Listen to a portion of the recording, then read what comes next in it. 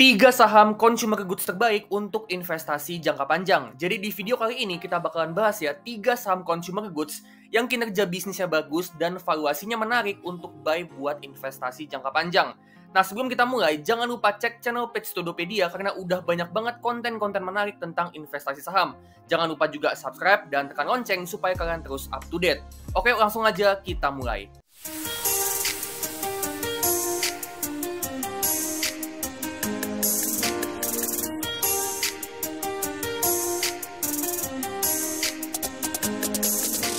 Oke, kita mulai dari saham peringkat yang ketiga, ada saham Indofood atau INDF.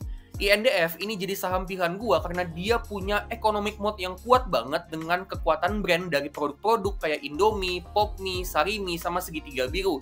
Yang mana itu ngebuat bisnisnya punya pricing power yang kuat banget untuk menunjang pertumbuhan bisnisnya. Dan itu memang terbukti ya dari revenue-nya yang bisa tumbuh konsisten selama bertahun-tahun. Itu juga diikutin sama operating profit sama net profitnya yang juga terus tumbuh dari beberapa tahun terakhir. Cuma memang untuk net profitnya per kuartal kedua tahun 2024 ini trennya cukup stagnan dari beberapa tahun sebelumnya. Dan ini karena faktor beban keuangan yang mana beban keuangannya kenaikannya ini cukup signifikan dari 4 tahun terakhir. Jadi untuk laba usaha atau operating profitnya kita bisa lihat di sini kalau pertumbuhannya sebenarnya cukup bagus, tapi dibebani sama beban keuangannya yang ngebuat net profitnya jadinya stagnan. Nah, laba keuangan ini diantaranya adalah beban bunga utangnya INDF, yang mana utang berbunganya INDF ini memang jumbo banget sejak tahun 2020, yang mana utangnya ini dipakai untuk akuisisi Pine Hill. Ya, jadi mereka mau ekspansi penjualan Indomie ke Afrika sama Timur Tengah lewat Pine Hill Corpora yang mereka akuisisi. Jadi memang bunga dari utangnya INDF ini jadi pemberat dari pertumbuhan laba bersihnya. Dan itu memang kelihatan di sini ya kalau total liabilities-nya ini lebih gede daripada total equity-nya. Jadi utangnya, terutama utang jangka panjangnya memang gede karena dia ngambil pinjaman bank yang gede untuk akuisisi Pine Hill Corpora. Tapi seenggaknya untuk current asetnya ini udah lebih gede daripada current liabilities-nya. Yang artinya dalam jangka pendek utangnya INDF ini masih bisa dilunasin dan masih dalam kondisi yang aman. Balik lagi ke profitnya, meskipun laba bersihnya stagnan, tapi INDF ini masih punya return on equity itu sekitaran 10-13%. Dengan rata-rata itu ada di 12%, yang mana ini bagus ya. Artinya INDF ini bisa hasilin profit sebesar 10-13% dari modal yang dia punya di dalam bisnisnya. Terus untuk operating cash flow sama free cash flow-nya INDF ini positif dan bertumbuh. Yang mana ini bagus ya, artinya INDF ini masih bisa hasilin uang kas yang masuk yang nantinya bisa dipakai buat kasih keuntungan buat investor. Keuntungannya itu dalam bentuk pertumbuhan bisnis di mana dia investasi untuk ngembangin bisnisnya. Terus dia juga bisa bagi dividen dengan uang kasnya ini dan termasuk juga INDF dengan free cash flow-nya positif ini juga bisa dipakai untuk melunasin utangnya. Nah, secara valuasi, INDF ini ada di price to book value atau PBV itu pas di 1 kali, price to earnings atau PER di 9,5 kali, dan price to free cash flow itu ada di 4 kali. Yang mana ini menurut gua ya, ini cukup murah untuk saham consumer goods yang pertumbuhannya lumayan bagus dan bisnisnya punya economic mode yang kuat. Jadi meskipun sahamnya sideways selama bertahun-tahun, menurut gua nih ya, prediksi gua ke depannya, ini potensi upside-nya cukup bagus untuk saham INDF.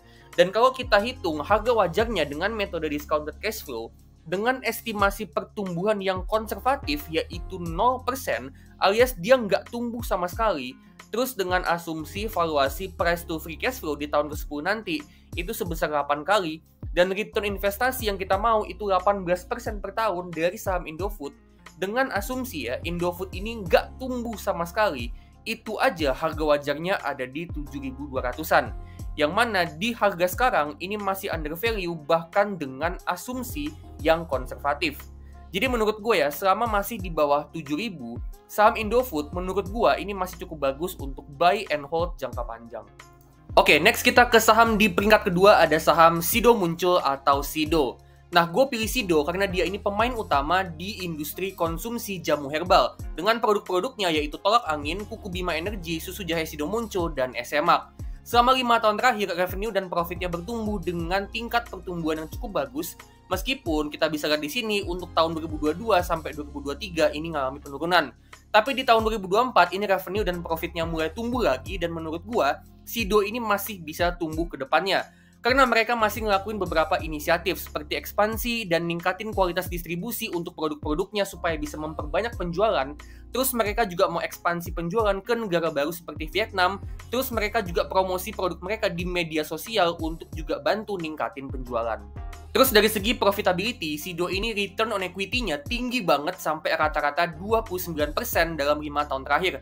Yang artinya dia bisa dapat profit itu rata-rata 29% dari modal yang diinvestasiin ke dalam bisnisnya. Nggak cuman profit aja, tapi ternyata untuk operating cash flow sama free cash flow-nya Sido ini positif dan trennya juga bertumbuh dari beberapa tahun terakhir. Yang mana ini sesuatu yang bagus ya, dimana Sido ini bisa hasilin uang kas masuk yang bisa dipakai buat ekspansi bisnis atau bagi dividen. Dan uang kasnya ini juga bisa trennya bertumbuh dari tahun ke tahun. Terus untuk kondisi balance sheet-nya Sido, menurut gua ini balance sheet-nya dalam kondisi yang sehat banget. Dimana utangnya ini kecil banget kalau dibandingin sama equity-nya. Dan bahkan utangnya itu udah bisa dilunasin sama uang cash-nya doang. Jadi bisa dibilang Sido ini perusahaan yang hampir nggak punya utang sama sekali dan punya potensi yang besar untuk terus investasi untuk ngembangin bisnisnya dan bagi dividen ke investornya. Nah, saham Sido ini ada di valuasi yang premium dengan price to book value sampai 5 kali dan price to earning sampai 18 kali. Tapi menurut gue ya, ini bisa dijustifikasi dengan kinerja bisnisnya yang bagus banget. Dimana revenue dan profitnya bertumbuh, cash flow-nya positif, utangnya nyaris nggak ada, dan Sido ini punya potensi pertumbuhan yang cukup bagus ke depannya dengan manajemen yang masih terus berusaha untuk ngembangin bisnisnya. Nah, kalau kita hitung ya, harga wajar terbarunya saham Sido dengan metode discounted cash flow dengan asumsi pertumbuhan itu sekitaran 8% per tahun, asumsi valuasi yang premium untuk price to free cash flow di tahun ke-10 nanti yang ada di sekitaran 18% asumsi kita, dan return investasi yang kita mau itu sebesar 15% per tahun, harga wajarnya saham Sido itu ada di 678. Yang mana di harga yang sekarang ini bisa dibilang pas ada di harga wajarnya.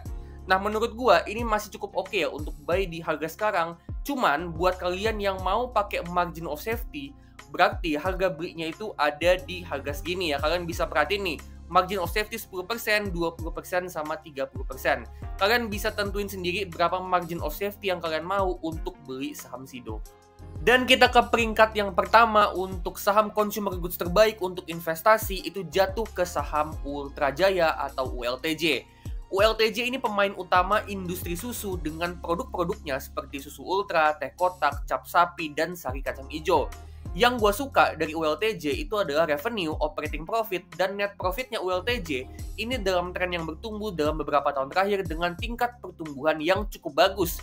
Yang mana ini pertanda kalau mereka ini mampu untuk mempertahankan pangsa pasar mereka di industri susu dan sekaligus juga mereka mampu untuk terus ngembangin bisnisnya dari tahun ke tahun. Profitability-nya ULTJ ini juga bagus banget dengan return on equity-nya yang tinggi sampai rata-rata 19%. Yang artinya ULTJ ini mampu untuk hasilin profit yang gede sampai 19% dari modal yang dia investasiin. Meskipun nggak setinggi Sido tadi, tapi ini pertanda kalau ULTJ ini juga jadi perusahaan yang kuat yang punya potensi untuk terus hasilin profit yang gede. Nggak cuman profitnya aja yang gede, tapi dia juga bisa hasilin arus kas masuk dengan operating cash flow dan free cash flow-nya yang positif, yang mana ini berarti kalau dia bisa terus hasilin uang kas masuk yang nantinya bisa dipakai buat bagi dividen, bayar utang, atau bisa juga buat investasi untuk ekspansi bisnis. Ngomongin soal ekspansi bisnis, manajemennya ULTJ ini ngeluarin investasi belanja modal atau CAPEX itu senilai 30 juta US dollar atau setara 500 miliar rupiah untuk ngebangun pabrik baru. Ini bagus ya, artinya dengan adanya pabrik baru, ULTJ itu bisa ningkatin kapasitas produksi susu yang mana itu bisa ngebantu untuk naikin penjualannya ULTJ. Selain itu, mereka juga mau memperluas jaringan distribusi yang mana ini juga bisa ngebantu untuk ningkatin penjualannya ULTJ. Ini bagus ya, artinya manajemennya ULTJ ini masih terus investasi untuk mendorong pertumbuhan bisnis. Terus kalau kita lihat di sini, balance sheet-nya ULTJ, di sini uang cash-nya ULTJ ternyata udah lebih gede daripada total semua liabilities atau total semua utangnya. Yang mana ini artinya uang cash-nya aja itu udah cukup untuk ngebayarin semua utangnya dia, baik jangka pendek maupun yang jangka panjang. Dan ini pertanda balance sheet-nya ULTJ dalam kondisi yang sangat sehat, di mana ULTJ ini nyaris nggak punya utang sama sekali. Nah, secara valuasi ULTJ ini bisa dibilang valuasinya nggak murah, meskipun nggak semahal Sido tadi ya. Tapi dengan PBV sampai 2,7 kali, PER-nya sampai 14 kali, price to free cash flow sampai 15 kali, menurut gua ini valuasi yang cukup premium. Tapi menurut gua ya, valuasinya ini bisa dijustifikasi dengan kinerja bisnisnya yang bagus banget. Dimana ULTJ tadi kita udah lihat ya, perusahaannya bertumbuh, cash flow-nya positif, dan dia bisa ngelunasin utangnya dengan gampang. Dan harga wajarnya saham ULTJ, ini kalau kita hitung dengan metode discounted cash flow, dengan asumsi pertumbuhan kedepannya itu 8% per tahun, valuasi price to free cash flow di 15 kali, dan return investasi 15% dari saham ULTJ, kita dapat harga wajarnya saham ULTJ ada di 1.860.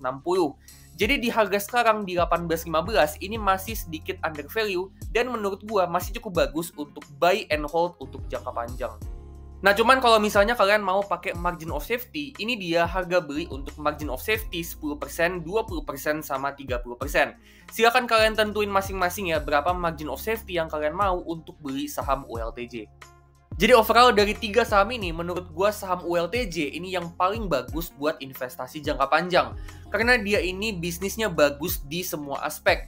Bisnisnya bertumbuh, cash flow-nya positif, utangnya kecil, profitability-nya juga bagus, manajemennya juga masih terus investasi untuk pertumbuhan bisnis, dan valuasinya yang meskipun nggak bisa dibilang murah, tapi juga nggak terlalu mahal. Oke, jadi sekian dulu ya videonya. Nah, menurut kalian saham consumer goods mana sih yang menurut kalian itu bagus buat investasi?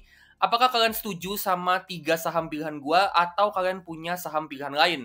Kalau misalnya kalian punya opini lain, punya pilihan saham lain, boleh banget kalian share di kolom komentar supaya itu bisa jadi insight buat gua dan buat penonton lain. Kalau misalnya kalian suka sama video ini, klik tombol like, bagiin ke teman-teman kalian, dan kalian bisa kasih super thanks supaya gue makin semangat untuk bikin konten saham yang menarik buat kalian. Disclaimer ya, ini bukan rekomendasi dan bukan ajakan jual beli. Jadi keputusan ada di tangan kalian masing-masing dan tetap do your own research. Oke, kalau gitu gue pamit dulu dan sampai ketemu di video selanjutnya.